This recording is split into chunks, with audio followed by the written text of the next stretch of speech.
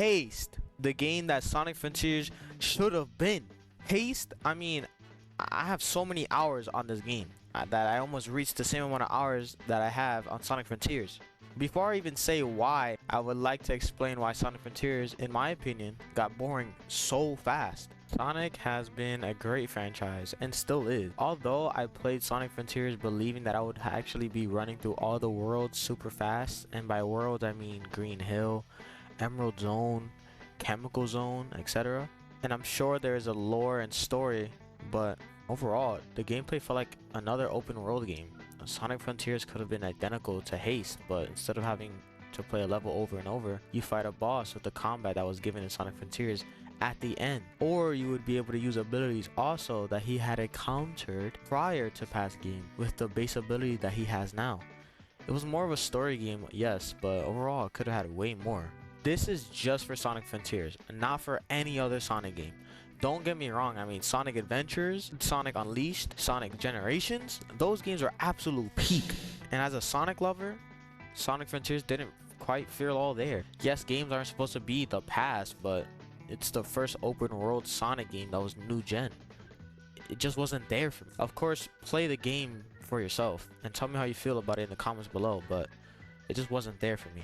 I feel like it could have been better in terms of running or in terms of ability usage and other things like that, but it just didn't feel like a Sonic game. It felt like I was just running around doing puzzles and having to stop once in a while, and obviously, yeah, you had to slow down, but you know, sometimes it just feels good to just run fast. I mean, that's the point of Sonic, no? Now with Haste, I felt free. Like, I was Sonic, but instead of Sonic, I was Zoe, which is the girl that you play in Haste.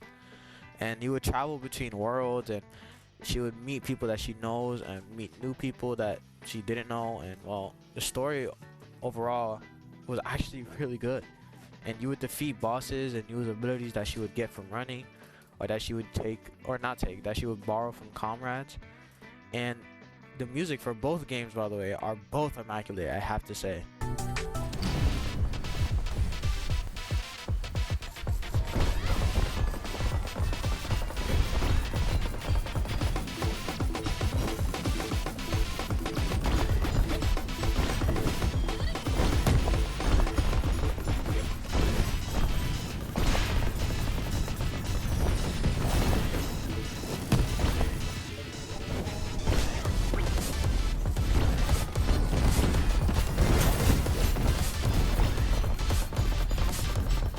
They both hit very well.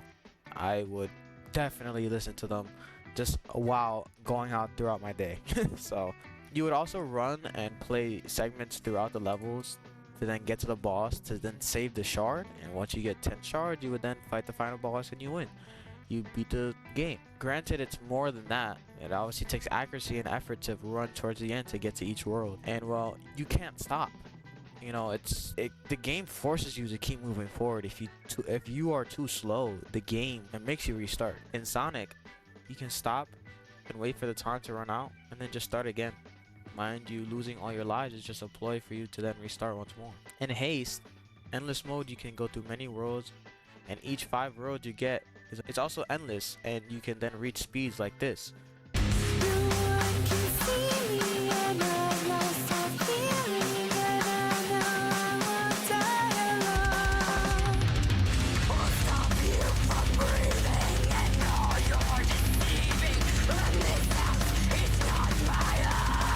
Yeah, it was really really bad. But the reason why I say Haste is better than Sonic Frontiers is because I haven't felt so alive running in Sonic Frontiers than I did when I was running in Haste. I know Sonic runs fast and whatnot, but I've always wanted a game where it's like Haste, but Sonic, where he generally just runs for the fun of it, for the thrill of it, or the speed, for what he was made for, you know? Haste also has the lives feature, but if you was to lose all your lives, you have to restart. And I mean everything.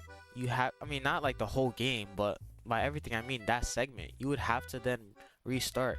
And by the way, each segment changes. There's siege for each sword, so you can go back in the future after defeating the game and try a new option with new abilities and see how fast you can go.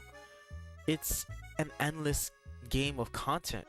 it feels like a game you could play forever. Landfall managed to do what Sega didn't, and I'm proud of them for that, and I will be right by their side for it. I haven't felt this alive since Sonic Unleashed Windmill Isle. I think did I say that wrong? I don't know. What I'm getting at here is that when you play a franchise, it's something you chase that you felt you had when you were a kid. Sonic Frontiers didn't really have that style.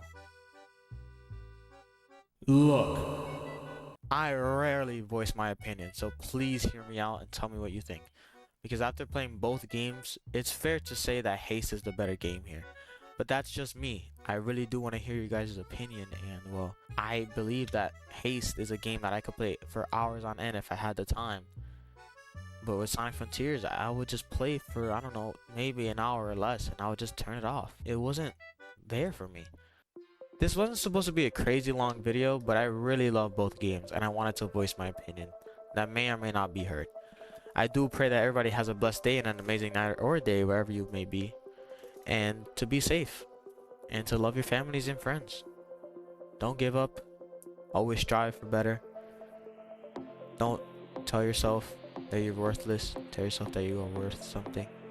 And it's always good to always slow down.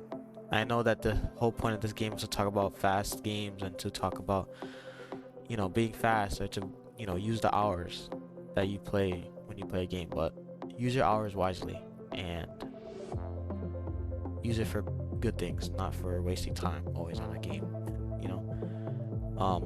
So anyways, all the love, VitalTCV. See you guys later in the next video. Goodbye.